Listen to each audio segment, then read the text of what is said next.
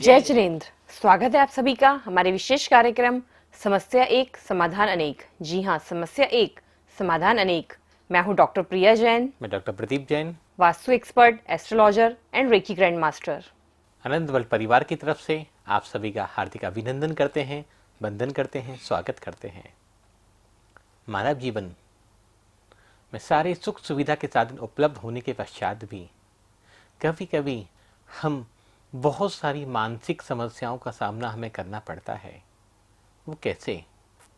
कभी हमारे नेबर्स, कभी हमारे रिश्तेदार, कभी हमारे अपने ही दुर्वचन बोलने लग जाते हैं, कटु वचन बोलने लग जाते हैं। कभी कभी हमारी संतानें बहुत कड़वा बोलने लग जाती हैं, जिसके कारण सारी सामाजिक व्यवस्था चरमरा जाती है।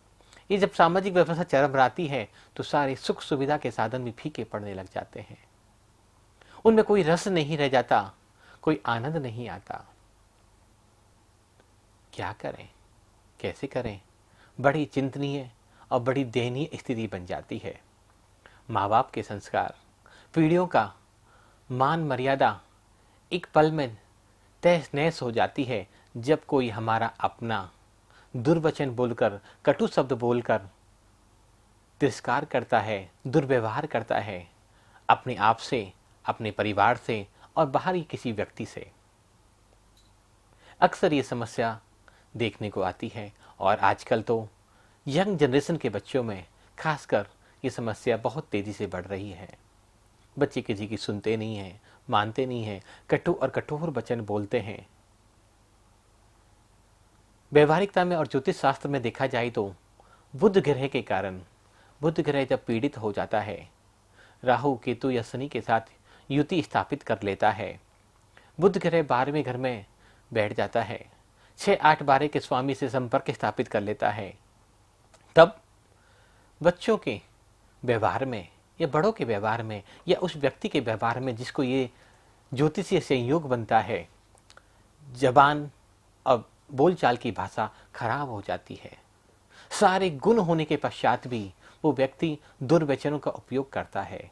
सारे गुण से संपन्न होने के पश्चात भी वह अपनी मान मर्यादा को भूल जाता है और व्यवहारिकता में कटु वचनों का प्रयोग करने लग जाता है। आचार्य मानतुंग स्वामी ने भक्तामर स्तोत्र के माध्यम में भक्तामर का 37वां काव्य बुध ग्रह की पीड़ा को दूर करने के लिए और दुष्ट वचनों को अवरोध करने के लिए, प्रोटेक्ट करने के लिए और सामने वाले व्यक्ति का हृदय परिवर्तन हो, इस स्थिति से उभारने के लिए अद्भुत श्लोक हमें दिया है। तो आइए आज जानते हैं और समझते हैं भक्तामर के 37वें काव्य के बारे में। इत्थं यथा तव विभूतिरभूजिनेन्द्र धर्मोपदेशन विधो न तथा परस्य यादृक् प्रभा दिनकृत प्रहतान्धकारा त्राद्रक् कुतो ग्रहगणस्य विकासिनोऽपि। इत्थम, था के ऊपर बिंदु है और बाद में क्या है? य।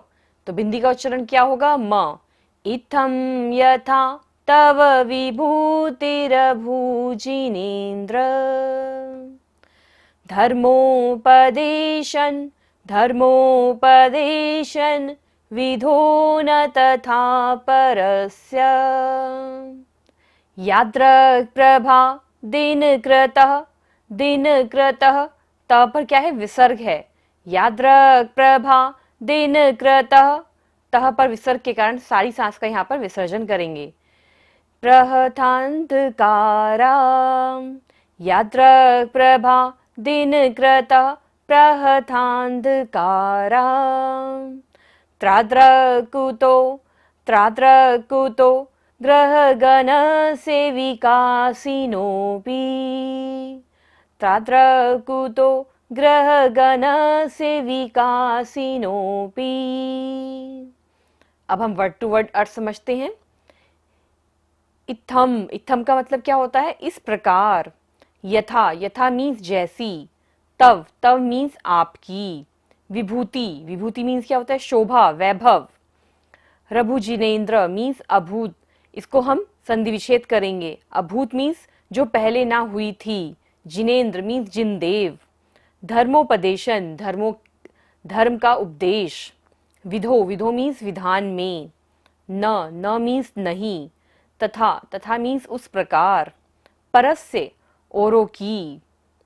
याद्रक प्रभा को हम संधि विच्छेद करेंगे। याद्रक मीन्स जिस प्रकार, और प्रभा मीन्स क्रांति। दिन कृतः मीन्स सूर्य द्वारा। प्रहंतांत कारक को हम संधि विच्छेद करेंगे। प्रहत मीन्स क्या होता है? दूरीभूत, और अंधकार मीन्स अंधेरा, डार्कनेस, और ताद्रक मीन्स उस प्रकार। कुतो, कुतो मीन्स कहाँ से। ग्रह, ग्रह मीन्स क्या होता है? ग्रह गणस्य, ग्रहों के।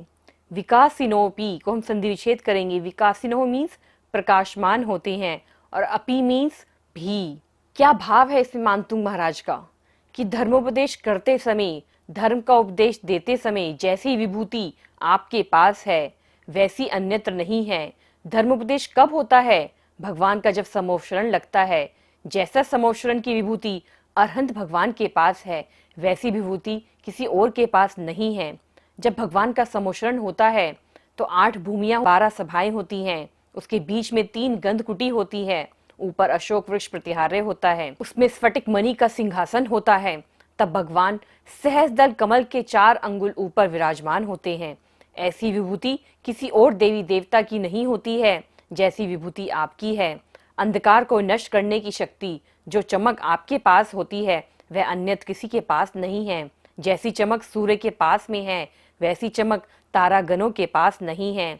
जैसी चमक, जैसी विभूति, जैसा ऐश्वर्य आपके पास है, ऐसी ऊर्जा, ऐसी शक्ति कहीं और अन्यत्र नहीं है। आप महान हैं, आप दिव्य हैं भगवान। भगवान की दिव्य धनी जब कृति है तो 718 भाषाओं में भगवान की दिव्य धनी का अनुवाद हो जाता है। 18 महाभाषा और 700 लघु भाषाओं। तो एक साथ सभी प्राणी मात्र अपनी अपनी भाषाओं में भगवान की दिव्य ध्वनि का श्रवण कर लेते हैं, समझ लेते हैं, जान लेते हैं। ये चाहे कोई कन्नड़ जानता है तो कन्नड़ में समझ लेता है, कोई हिंदी जानता है तो हिंदी में समझ लेता है, कोई इंग्लिश जानता है तो इंग्लिश में समझ लेता है, कोई संस्कृत जानता है तो संस्कृत में समझ लेता है। लेकिन इसके अलावा भी उस सामोशरण का अतिशय और होता है। क्या कि जो जीव हैं, अन्य जीव मनुष्य को छोड़कर, पशु पक्षी आदि, यद्यपि उनकी भाषा बहुत अल्प होती है, बहुत कम होती है, लेकिन ये सामोशरण का वैभव है, सामोशरण का अतिशय है कि वो जीव भी अपनी भाषाओं में इनकी तीर्थंकरों की ध्वनि को सुन लेते हैं, जान लेते हैं, समझ लेते हैं। तीर्थंकरों के सामोशरण में वैंतर आदि देव भी भगवान की स्तुति करने जाते हैं, वैमानिक देव भी भगवान की स्तुति करने जाते हैं, और अन्य प्रकार के देवी देवता भवनवासी हों, वैमानिक हो, ज्योतिषी हो, सभी भगवान के सामोशरण में भगवान की दिव्य ध्वनि का श्रवण करने के लिए जाते हैं। कुछ देवताओं को द्वारपालों के द्वारा, रक्षकों के द्वारा वहां कुछ शपथ दिलाई जाती है, कसम दिलाई जाती है, ओथ दिलाई जाती है कि जो जिनेंद्र भगवान की पूजा करेगा, जो जिनेंद्र भगवान के गुणों का स्मरण करेगा, जो जिनेंद्र भगवान की शरण को स्वीकार करेगा, उसको कोई भी वैमानिक देव कभी भी कोई दुख और परेशानी और पीड़ा कभी नहीं देगा। तो हम जब भगवान की स्तुति करते हैं, भगवान की प्रार्थना करते हैं, भगवान के गुणों का स्मरण करते हैं और जानते हैं, अपने आप को समझते हैं, उस तीर्थंकरों की ध्वनि को श्रवण करते हैं, पठन पाठन करते हैं और अपने जीवन में भगवान के उन गुणों को उतारते हैं आचरण में, तो कोई भी ग्रह की पीड़ा, कोई भी वैमानिक देव, कोई भी व्यंतर देव, कोई भी ज्योतिषी देव हमें दुख और कष्ट कभी नहीं पहुंचा सकते। ऐसा इस काव्य का वर्णन और अतिशय कहा गया है।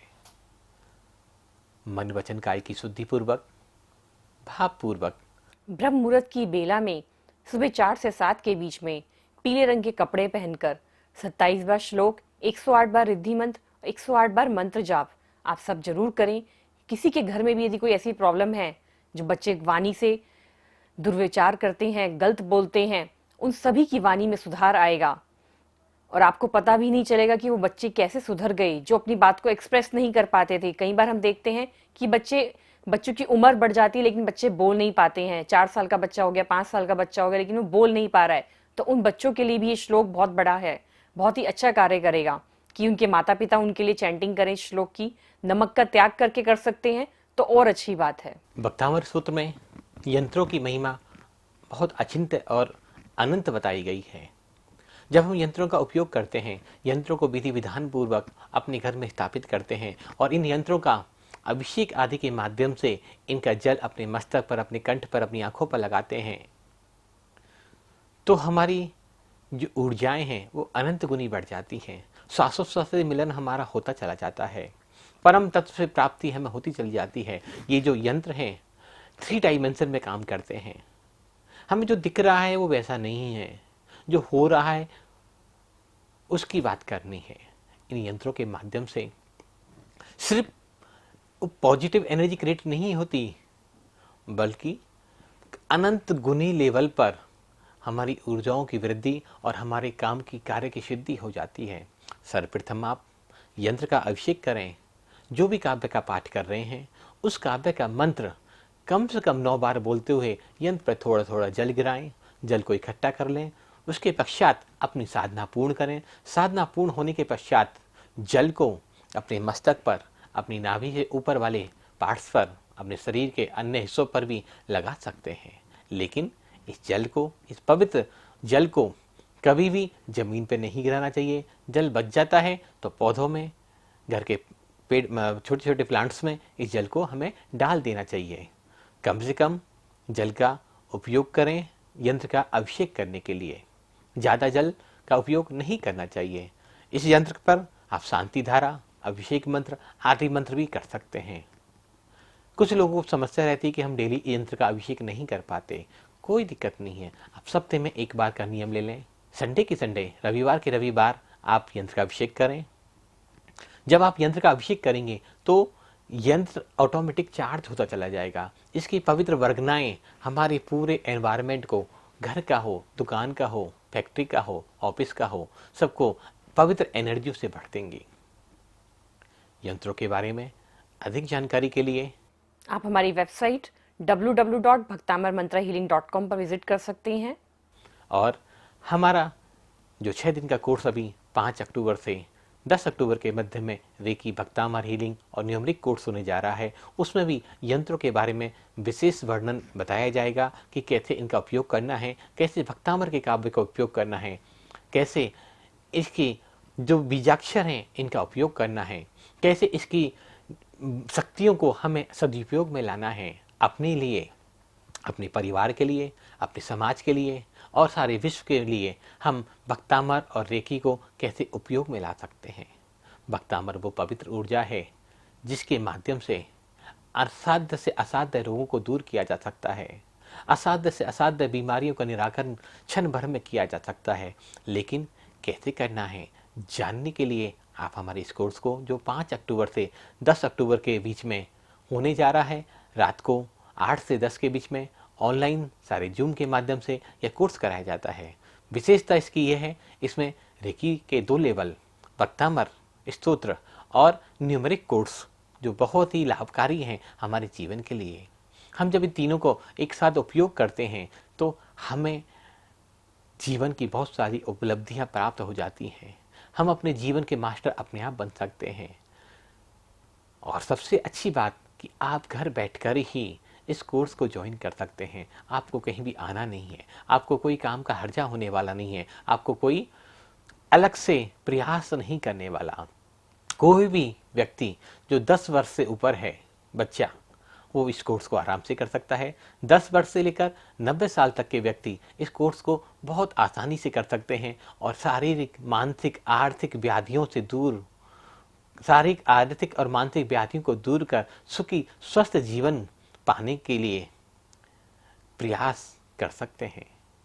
बिना दवाइयों के माध्यम से, बिना किसी औषधि आदि के माध्यम से, बिना किसी साधनों के माध्यम से अगर हम अपने जीवन को सुखी और स्वस्थ कर लें तो शायद इससे बड़ी कोई उपलब्धि हमारी नहीं हो सकती। आप हमारे होने वाले कोर्स 5 अक्टूबर से 10 अक्टूबर के मध्य में उसको जरूर ज्वाइन करें, जिसमें यंत्रों के बारे में विस्तार से बताया जाएगा, भक्तामर के बारे में, रेकी हीलिंग के बारे में और न्यूमेरिक कोर्स के बारे में भी विस्तार से जानकारी दी जाएगी। अधिक जानकारी के लिए आप हमारी वेबसाइट पर विजिट कर सकते हैं www.bhaktamarmantrahealing.com। और हमारा यूट्यूब चैनल है भक्तांबर मंत्रा हीलिंग, और आप दिए हुए नंबर पर हमें व्हाट्सअप भी कर सकते हैं अपनी क्वेरीज के लिए। आपको कुछ समझ नहीं आ रहा है, आपको कुछ जानना है, तो भी आप हमें व्हाट्सअप कर सकते हैं। आपने बहुत प्रेम और शांति से सुना, इसलिए आपका बहुत बहुत धन्यवाद। आज के लिए इतना ही, कल फिर मिलते हैं ठीक इसी समय। तब तक लिए जय जिनेंद्र। जय जिनेंद्र।